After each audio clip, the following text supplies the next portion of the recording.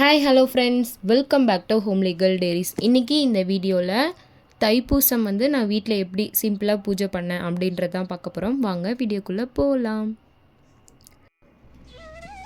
எப்பயும் போல் நிலைவாசல் அலங்காரம் பண்ணிடணும். நானும் அன்றைக்கி எப்பயும் போல் மஞ்சள் குங்குமம்லாம் வச்சு பூவெல்லாம் வச்சு அலங்காரம் பண்ணியாச்சு. அன்றைக்கி என்ன ஸ்பெஷலோ அதை வாசலில் போட்டுருவேன். அதனால் மயில் அச்சு வச்சு வரைஞ்சிட்டேன். இந்த கோலம் திடீர்னு தான் ஞாபகம் வந்துச்சு. நம்ம முருகர் அந்த 6 தாமரை மலர்களில் தானே தோன்றினார். சரி, அந்த மாதிரி போடலான்னு சொல்லிட்டு போட்டிருந்தேன். இந்த வருஷம் தைப்பூசம் ரொம்பவே ஸ்பெஷல். ஏன்னா தைப்பூசம் ப்ளஸ் முருகரோட உகந்த நாளில் வந்திருக்கு.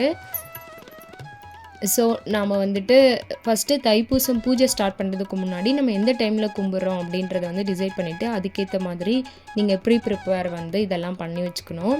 நான் அன்றைக்கி செவ்வாய்க்கிழமை, அதனால் செவ்வாய் ஹோரையில் 1 to 2 மணிக்கு பூஜை பண்ணலான்னு சொல்லிவிட்டு எல்லாமே ரெடி பண்ணி வச்சிட்டேன்.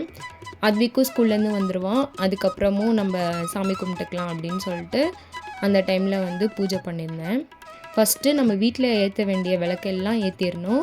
அதுக்கப்புறம் நம்ம முருகர்கிட்டையும் விளக்கு ஏற்றிட்டு நல்லா கும்பிட்டு அத்விக்கு பட்டை மட்டும் போட்டுவிட்டு கையில் மயிலிறகு கொடுத்து முருகரை வீட்டுக்கு அழைக்கிற மாதிரி அப்படியே அவனை கூட்டிகிட்டு சாமி படுத்துட்டு நிற்க வச்சுட்டு தான் பூஜையை ஸ்டார்ட் பண்ணியிருந்தேன்.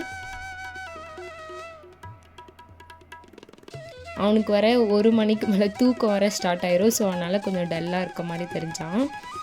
ஃபஸ்ட்டு இதெல்லாம் பக்கத்தில் நம்மளுக்கு அபிஷேகத்துக்கு என்னென்ன பண்ண போகிறோமோ அதெல்லாம் ரெடியாக பக்கத்தில் வச்சுக்கணும். நான் அன்றைக்கி 3 பொருள் வச்சு தான் அபிஷேகம் பண்ணியிருந்தேன். பால், அப்புறமேட்டு திருநீர், செம்பால் அப்படின்னு சொல்கிற அந்த குங்குமத்தை தண்ணியில் கரைச்சி இது பண்ணுறது. இதில் டீட்டெயில்டாக காட்டியிருக்கேன். ஃபஸ்ட்டு அபிஷேகம் மட்டும் பாருங்கள். ஃபஸ்ட்டு தண்ணி ஊற்றி இது பண்ணிவிட்டு அதுக்கப்புறம் நம்ம பால் ஊற்றி அபிஷேகம் பண்ணோம். இந்த மாதிரி அபிஷேகம் பண்ணும்போது ஏதாவது ஒரு ஸ்லோகம் சொல்லலாம். நான் ஓம் சரவண பவ அப்படின்ற இதை மட்டும் சொல்லிகிட்டே அபிஷேகம் பண்ணியிருந்தேன். பால் விட்டு அபிஷேகம் பண்ணிவிட்டு ஒரு இதுக்கும் மஞ்சள் குங்குமம் வச்சு மலர் தூவி தீபதூப ஆராதனை காட்டி தான் அடுத்த இதுக்கு போகணும்.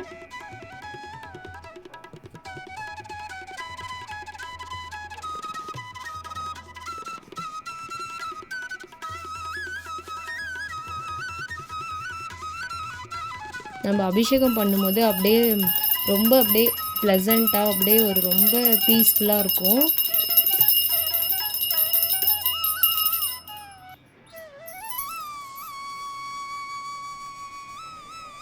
நெக்ஸ்ட்டு குங்குமத்தால் செம்பால் அப்படின்றதில் அபிஷேகம் பண்ணியிருந்தேன். பட் அந்த கிளிப்பிங் மிஸ் ஆயிடுச்சு. அதனால் ஃபைனலாக திருநீரில் அபிஷேகம் பண்ணியிருந்தேன். ஃபஸ்ட்டு பாலுக்கு எப்படி பண்ணமோ அதே மாதிரி தான்.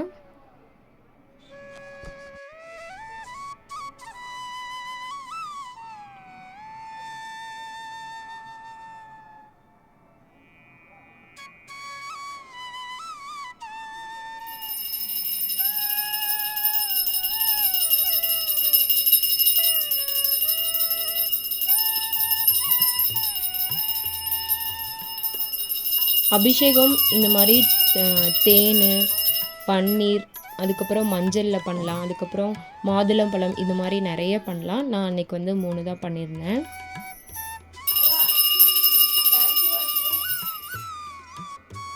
அதுக்கப்புறம் ஃபைனலாக தண்ணி ஊற்றி அதை அபிஷேகத்தை முடித்து நல்லா சாமி கும்பிட்டு அதுக்கப்புறம் நம்ம அந்த தீர்த்தம்லாம் நம்ம அந்த அபிஷேகம் பண்ணதை ஒரு பாட்டிலில் கொஞ்சம் கொஞ்சம் ஊற்றி எடுத்து வச்சிடணும். ஃபஸ்ட்லேருந்தே நான் ஒரு சின்ன பிளாஸ்டிக் டப்பாவில் ஊற்றி வச்சுருந்தேன். ஏன்னா அது முடிஞ்சதுக்கப்புறம் நாம் குழந்தைங்களுக்கு தீர்த்த கோவிலில் தருவாங்களா, அந்த மாதிரி தெளித்து விடலாம்.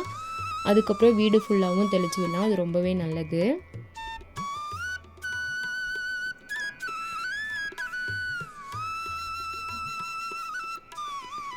அதுக்கப்புறம் அந்த இடம்லாம் இது பண்ணிவிட்டு நம்ம சர்க்கோண கோலம் போட்டு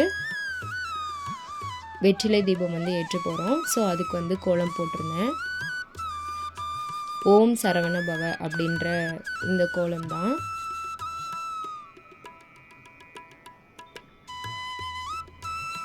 இந்த சக்கோண கோலம் போட்டு வெற்றிலை தீபம் ஏற்றும்போது ரொம்பவே நல்லது. தைப்பூசம் வந்து எப்படி உருவானதுன்னா, தை மாதம் வர பூச நட்சத்திரத்தில் பார்வதி தேவி வந்து அவங்களோட மொத்த சக்தி ஆற்றல் எல்லாத்தையும் சேர்த்து சக்தி வேலா வந்து முருகர்கிட்ட கொடுத்த நாள், அசுரர்களை வதம் செய்வதற்காக அந்த சக்தி வேலை கொடுத்த நாள் தான் வந்து தைப்பூசம். ஸோ அதை தான் வந்து நம்ம இந்த மாதிரி பூஜை செஞ்சு வழிபட்டு வரோம்.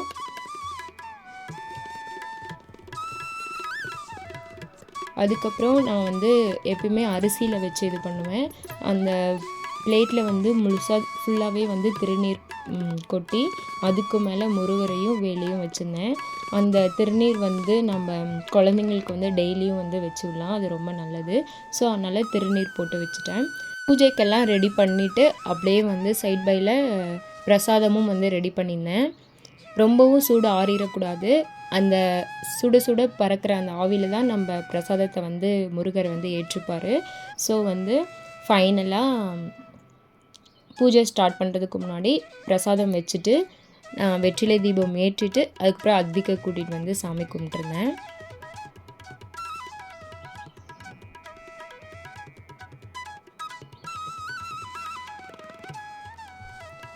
ஒன்று டு 2ன்றதுனால அத்விக்கு வந்து நல்லா தூக்கம் வர டைமு. ஸோ அப்படியே கொஞ்சம் தூக்கத்துலேயே தான் இருந்தான். சரி இருந்தாலும் நம்ம பூஜை பண்ணுறோம், பையன் வந்து சாமி கும்பிடாமல் இருந்தால் எப்படின்ட்டு அவனை கூட்டிகிட்டு வந்து நிற்க வச்சு ஒரு 2 நிமிஷம் தானே நின்று கும்பிட்டுன்னு சொல்லி நிற்க வச்சுருந்தேன்.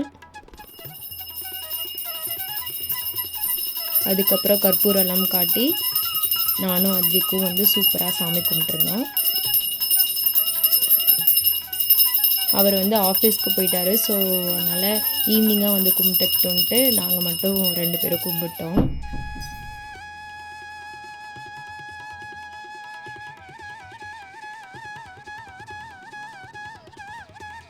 நான் நல்லா திருப்தியாக சாமி கும்பிட்டு அத்விக்கு வந்து ஃபஸ்ட்டு பிரசாதம் கொடுத்துட்டு அதுக்கப்புறம் நம்ம பூஜை முடிச்சுட்டு கந்தசஷ்டி கவசம் படிக்கலாம். அப்படி இல்லைன்னா வேலுண்டு வினை இல்லை, மயிலுண்டு பயம் இல்லை, குகனுண்டு குறைவில்லை, கந்தனுண்டு கவலை இல்லை மனமே அப்படின்ற மகா மந்திரத்தை 3 டைம் சொல்லலாம். அப்படியும் இல்லைன்னா ஓம் சரவண பவ அப்படின்றத வந்து 3 டைம் சொல்லி நம்ம வந்து பூஜையை வந்து நல்லபடியாக கும்பிட்டு முடிக்கலாம். இந்த மாதிரி கொஞ்ச நேரம் நம்ம அப்பன் முருகன் கூட உட்காந்து இந்த மாதிரி மந்திரம்லாம் சொல்லும்போது நமக்கு இன்னுமே வந்து நல்ல பலன் சீக்கிரமாக கிடைக்கும்.